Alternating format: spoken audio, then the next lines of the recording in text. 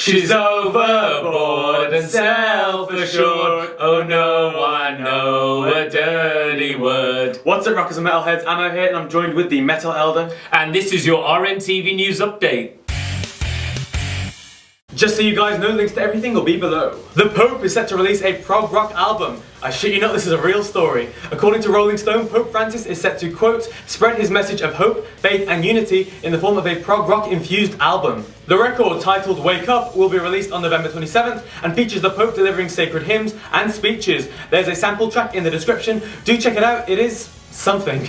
Tom DeLonge has revealed the real reasons to why he left Blink, apparently. In essence, Tom says in the past 15 years, he's been building companies in the skateboarding and surfing markets and has acquired many skill sets in terms of the monetization of musical art. Because of this, Tom believes that what he's doing now is a better use of his skill set than being on stage playing songs over and over again, even though it is a lot of fun and he loves it. At 39 years old, the artist feels a year in the recording studio and 6 months touring would severely limit what he could do artistically. I'm not sure how to feel about this because, if memory serves, Tom is releasing 4 albums and 15 novels with accompanying soundtrack EPs. That's still a lot of studio time, so Tom's reasoning for leaving Blink was just to stop touring? Seems rather strange and unlikely, but what do you guys think? Vent your opinions in the comments below. Nirvana's Smells Like Teen Spirit has been crowned the most iconic song of all time.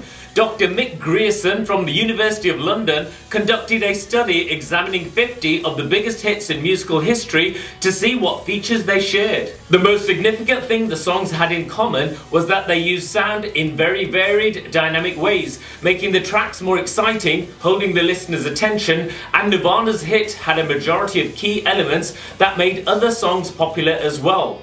Nearly 80% of the songs were written in a major key. The average tempo was 125 beats per minute, and most songs had around 500 beats in the entire track. Nirvana beat musical greats such as Queen, Sex Pistols, Guns N' Roses, The Clash, Radiohead, Jimi Hendrix, The Who, John Lennon, U2, and Michael Jackson for the top spot. Machine Head's Rob Flynn suffered a seizure after flying with an ear infection earlier this year, and the frontman has uploaded a 20-minute video documenting how the infection got worse as touring went on, until his eardrum actually ruptured. Rob really is a soldier. Scott Stapp is back in the news. The Creed frontman appeared on the Dr. Oz show to speak about his well-documented saga less than a year ago, which, if you don't remember, was basically a video-documented meltdown of the singer suffering from extreme paranoia, where he was convinced his family were part of ISIS and that he was being trained to assassinate or save Obama. Thankfully, Stapp went into treatment and narrowly saved his marriage, and now he's looking to extend the olive branch to his Creed bandmates, urging them to make another record with him. Mark Tremonti recently stated he couldn't see himself returning to Creed, so chances may be slim. Rob Zombie is to collaborate with Mila Kunis. This unlikely team-up is in aid of developing Trapped, a comedic horror series for the Starz network.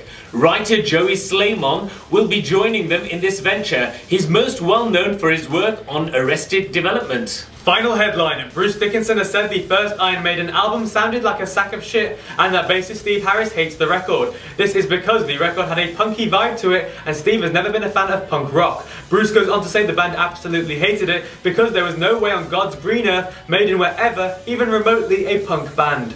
In album news, Crossfaith have announced a comic book to accompany their new album Xeno. Drawn by illustrator Liam Kelleher, the band have been releasing daily pages, and as an avid comic book fan, I can safely say that these are cool as fuck.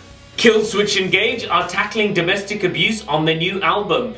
Frontman Jesse Leach has written a song for victims and he's been showing support for the Black Dot campaign. Very admirable. Let Live have confirmed they'll be releasing their new album next year. Lower Than Atlantis have announced the Black Edition, a re-release of their self-titled album that will have 2 additional tracks, 2 live lounge covers, 4 new covers and 4 alternative versions of LTA tracks. And Eagles of Death Metal are streaming their new album Zipper Down ahead of its release. It's their first album in 7 years.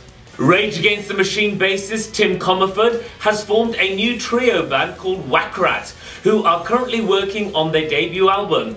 Until that's released though, you can enjoy the video to the new song Knucklehead.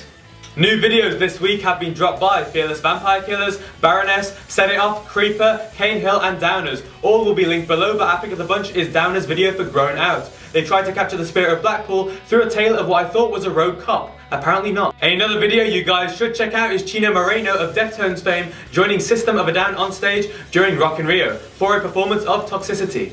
In terms of new singles, there is new material from Asking Alexandria, Fort Hope, Max Raptor, Seaway, Heck and Arcane Roots. Our choice for best new single this week is Fort Hope's upbeat track Skies, which is well worth a listen. Finally, a new track emerged for those into both metal and UK garage. Killswitch's My Curse has been fused with Craig David's Fill Me In, which coincidentally are my favourite tracks from both artists. The chorus especially just works. And that's it for your RMTV news update. Don't forget to like, share and subscribe. And check out our podcast, RMTV Argue About Everything, on iTunes and RockandMetalTV.com. The links will be below. Last episode we argued about Arrow, Gotham and Flash. Until next time, rock on!